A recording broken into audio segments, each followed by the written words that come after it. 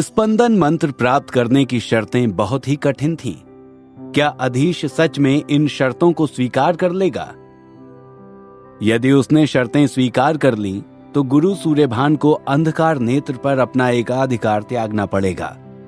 क्या होगा इसका परिणाम? अधीश के मन में समुद्र की लहरों की तरह विचार आ रहे थे। एक सवाल आता, फिर उसके ऊपर एक और आता, उसके बाद एक और, फिर पहले वाला विचार गायब हो जाता। ये जगह उसके लिए बहुत नई और अनोखी थी, और इससे भी ज्यादा अनोखा था गुरु सूर्यभान का व्यवहार। आज तक मंदार में भी किसी ने उन्हें अधिक बातचीत करते या छात्रों के साथ घुलते मिलते नहीं देखा था। वे बहुत ही गंभीर और कठोर शिक्षक थे, साथ ही अपने आप में रहने वाले व्यक्ति थे। और चंद्रभान के जाने के बाद तो जैसे सूर्यभान ने खुश रहना ही छोड़ दिया था। लेकिन अब काल विजय की हार के बाद से गुरु सूर्यभान का स्वभाव फिर बदलने लगा था, और शायद उसी बदलाव का प्रभाव था ये जो वे अधीश को यहां ले आए थे। अपने कमरे में आते ही अधीश ने गुरु सूर्यभान से पूछा, ये ब्रह्म निर्वात क्या है गुरुजी? गुरु सूर्यभान ने कहा, ब्रह्म निर्वात एक तरह का निर्वात है जहां बुद्धि और समझ दम तोड़ने लगती हैं और व्यक्ति पूरी तरह से भ्रम जाल में फंस जाता है। धीरे धीरे उसका अपने मन पर से अधिकार खत्म हो जाता है और भ्रम ही उसे सत्य लगने लगता है। इसी भ्रम निर्वात से वापस आने पर स्पंदन की अगली कड़ियां प्रकट होती हैं। अधीश ने कहा, क्या ये उसी तरह का प्रभाव है जैसा अंधकार मंत्र या काल नेत्र से होता है? ये दोनों मंत्र अधीश के भ्रामक मंत्रों में से थे, जो वायु और प्रकाश को रोककर शत्रु को भ्रमजाल में जकड़ लेते थे। गुरु सूर्यभान बोले, ये तुम्हारे प्रकाश भ्रामक मंत्रों से करोड़ों गुना शक्तिशाली है। आज तक कुछ एक मांत्रिक ही इस जाल को तोड़कर बाहर आ सके हैं। तभी तो स्पंदन मंत्र अभय कुल में इतने सालों से उपस्थित रहने के बाद भी कुछ एक लोग ही इसे स्थिर कर सके हैं। बाकी के छात्र तो इस ओर झांकने की भी हिम्मत नहीं करते। यह सुनकर अधीश कुछ सोच में पड़ गया। उसने कहा, क्या आपको सच में मुझ पर इतना विश्वास है कि मैं इस निर्वात से सही सलामत बाहर आ सकूंगा? सूर्यभान ने मुस्कुराकर कहा, यदि मुझे तुम पर विश्वास ना होता तो मैं तुम्हें यहां कभी नहीं लाता। मुझे तुम्हारी बुद्धिमानी और मानसिक क्षमता पर पूरा भरोसा है। अधीश ये सुनकर कुछ आश्वस्त हुआ, लेकिन अब भी कई सवाल उसके मन में बाकी थे। उसने पूछा, और यदि कोई वापस ना आ सका तो? गुरु सूर्यभान बोले, ब्रह्म निर्वात का अस्तित्व 7 दिनों का होता है। 7 दिन के अंदर यदि मांत्रिक बाहर नहीं आ सका तो निर्वात का अस्तित्व खत्म हो जाता है, और उसके बाद मांत्रिक का क्या होता है कोई नहीं जानता। कुछ लोग कहते हैं कि वो अंतरिक्ष में भटकने लगता है। कुछ लोग कहते हैं कि वहीं भ्रम में फंसकर या किसी शत्रु से लड़कर अपनी जान दे देता है। लेकिन सत्य क्या है किसी को भी नहीं पता, और अब तो कई सालों से किसी ने भी भ्रम निर्वात की इस परीक्षा का सामना भी नहीं किया है। कम से कम मेरे सामने तो किसी ने नहीं। अब जब तुम इसमें जाकर वापस आओगे तो तुम ही मुझे बताओगे कि भीतर क्या है और कभी बाहर ना आ सकने वालों का क्या अंजाम होता है। अधीश के मन में एक सनसनी सी दौड़ गई।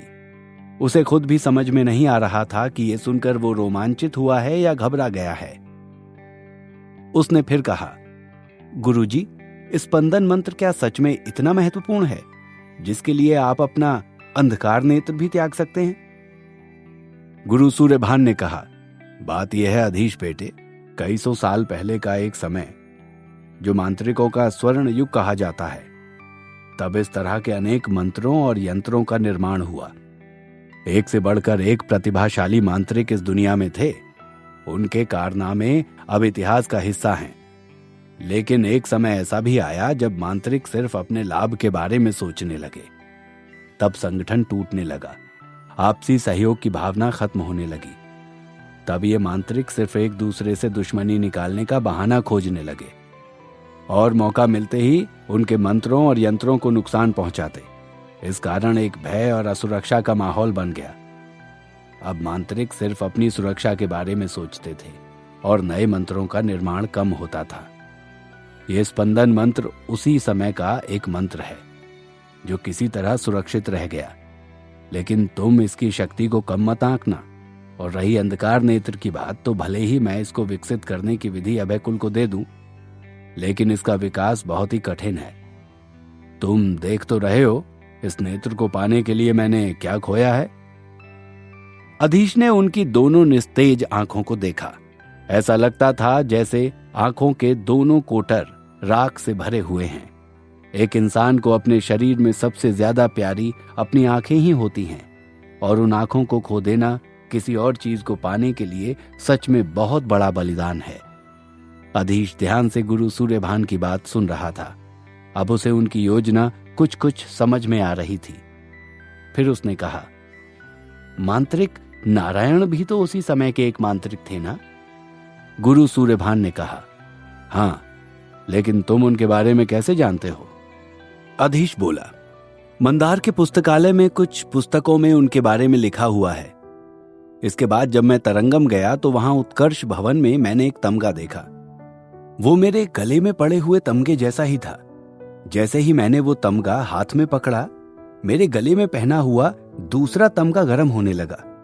मैं उसी समय समझ गया कि इन दोनों में आपस में कोई संबंध जरूर है। तब मैं एक बड़ी धनराशि चुकाकर उस दूसरे तमगे को लेकर घर आ गया। जब मैंने दोनों तमगों को आमने सामने रखा तो ऐसा लगा जैसे ये दोनों एक ही सिक्के के दो पहलू हैं, और अचानक ही वे दोनों मेरे हाथ से टूटकर गिर गए और एक बड़े धमाके के बाद आपस में जुड़ गए। आपस में जुड़ने के बाद मैंने देखा उस पर एक नाम दिखाई दे रहा है, नारायण। तब मुझे पता चला कि ये मांत्रिक नारायण का तमगा है। अधीश की बात सुनकर गुरु सूर्यभान जी का चेहरा खुशी से चमकने लगा। वे बोले, तुम बहुत भाग्यशाली हो अधीश, ये यंत्र कोई आम यंत्र नहीं है।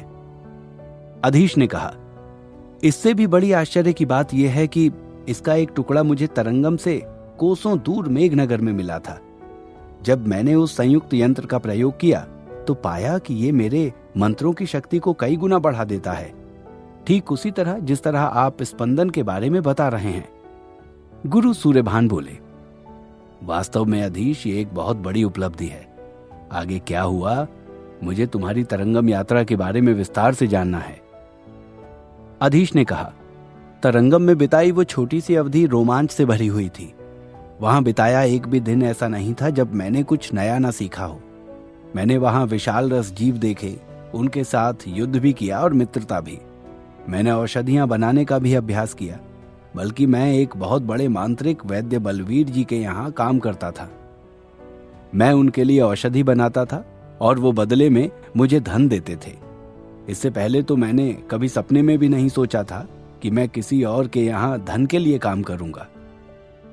गुरु सूर्यभान ये सुनकर कुछ उदास हो गए और बोले, लेकिन तुम्हें धन की क्या जरूरत आ गई थी अधीश? अधीश मुस्कुराते हुए बोला, बात यह थी कि मेरे पिताजी ने 1 साल तक मुझे घर वापस नहीं आने की सजा सुनाई थी। तो मैं जब घर से निकला खाली हाथ ही था। कुछ रत्न मणियों के अलावा मेरे पास कोई धन नहीं था। सूर्यभान ने चकित होकर पूछा, लेकिन इतनी कठिन सजा क्यों? वो भी तुम्हारे जैसे होनहार बेटे को? अधीश बोला, मैं चाहे कितना भी बड़ा मांत्रिक क्यों ना बन जाऊं गुरुजी, मेरे पिताजी अभी भी मेरे कान खींच सकते हैं। उनकी नजर में मैं अभी वही बालक अधीश हूं जिसे गलती करने पर वो सजा सुना देते थे। और इस बार तो मैंने ऐसी गलती की थी कि जिसकी सजा मुझे मिलनी ही थी। बात यह थी गुरुजी कि मैंने उनकी मर्जी के विरुद्ध जाकर अपनी बहन की शादी अपने प्रिय मित्र मृगांक से करा दी। इसके बाद पिताजी ने उन दोनों के विवाह को तो सहमति दे दी, लेकिन मुझे सजा सुना दी। लेकिन मैं प्रसन्न था। मेरी छोटी बहन की खुशी से बढ़कर मेरे लिए कुछ नहीं। गुरु सूर्यभान हंस पड़े, वाह अधीश, मैंने तो आज तक तुम्हारा एक गंभीर और मेहनती छात्र वाला रूप ही देखा था। मंदार से बाहर निकलने के बाद तो तुम खूब कौतुक करते हो। मैं तुम्हारे पिताजी की जगह होता तो यही करता। ये सुनकर अधीश झेंप गया। सच भी था। इससे पहले उसने गुरु सूर्यभान से कभी इतनी देर तक और इतना खुलकर बातचीत नहीं की थी। उनका आतंक ही ऐसा था कि मंदार में छात्र तो क्या, वरिष्ठ शिक्षक तक उनसे डरते थे। लेकिन अधीश को उनसे न जाने क्यों अब बहुत लगाव महसूस होने लगा था। गुरु सूर्यभान भी उसे बहुत मानने लगे थे। अब यदि कोई उन्हें देखता तो यही समझता कि ये गुरु शिष्य नहीं बल्कि दो गहरे मित्र हैं। अधीश बोला, इसके बाद पता है क्या हुआ गुरुजी? आचार्य कश्यप को मेरा संरक्षक बनाकर मेरे साथ भेज दिया। अब वे बेचारे भी मेरे पीछे भटकते रहते, लेकिन उन्होंने एक बुद्धिमानी का काम किया कि मुझे लेकर तरंगम चले आए, वरना मैं तो एक बार फिर जंगल जंगल भटकने के लिए तैयार हो गया था। लेकिन अब सोचता हूं तो लगता है जो भी हुआ अच्छा हुआ। सूर्यभान ने पूछा, लेकिन तुम्हें जंगल जंगल क्यों भटकना था? अधीश बोला, वनों में घूमते रहना बचपन से ही मेरा शौक रहा है। जब मैं चंद्रनगर में था तब किसी ने मुझे दिव्य कलश के बारे में बता दिया था। बात यह थी कि मेरे घर में बहुत से तात्विक थे, मेरे बहुत से मित्र भी तात्विक थे। मेरी छोटी बहन भी अग्नि तत्व पर अधिकार रखती है, लेकिन मेरे पास ऐसी कोई सिद्धि नहीं थी, तो मैं अपने आप को उनसे हीन और कमजोर महसूस करता था। यही हीन भावना दूर करने के लिए मैं दिव्य कलश खोजता रहता था। कहते हैं उस कलश के स्वामी के पास अपार शक्तियां आ जाती हैं। बस उसी कलश की तलाश में वन वन भटकता रहता था, और इस बार भी मेरी यही योजना थी, लेकिन इस पर पिताजी ने पानी फेर दिया। दिव्य कलश का जिक्र सुनकर गुरु सूर्यभान कुछ गंभीर हो गए।